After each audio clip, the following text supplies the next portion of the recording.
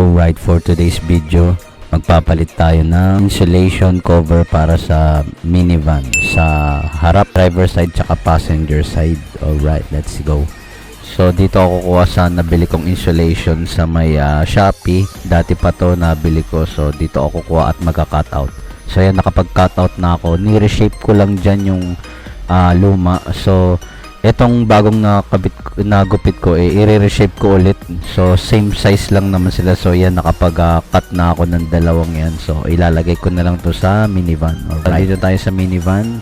Yan, i-open lang natin yung upuan sa driver side tsaka sa passenger side. Yan, pagka-open natin, and ilalapat ko. Lapat naman siya. Alright, tamang-tama yung cut ko pati sa kabila. Oh yeah, let's go. Para makabit nyo siya, meron siya nakalawit na bakal na yan, tatlo. Yan, isa sa dalawa sa baba, isa sa taas. So itutusok nyo lang yan. Ito kasi may reading butas na yan na itusok ko na kanina kasi nga sinukat ko muna bago ko mag-cut ng isa pa para dun sa passenger side para sure na tama yung sukat. Then pag natusok nyo yan, tutulakin nyo lang yung bakal pababa tsaka pa side dun sa taas. Yan, para kumapit siya at hindi na matatanggal yan. Alright. Yung iba nilalagyan pa ng tape yan. Ako hindi ko na nilagyan ng tape.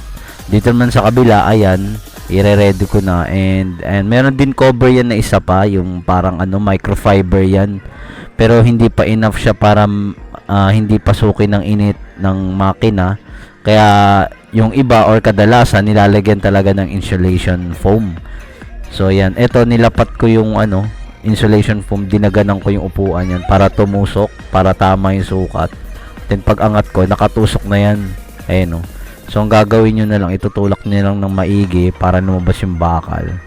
Then ibebend nyo para kumapit. Alright, diba, napakasimple lang. Kaya ako nagpalit kasi sa summer na para sure na hindi masyado pasok yung init sa kotse.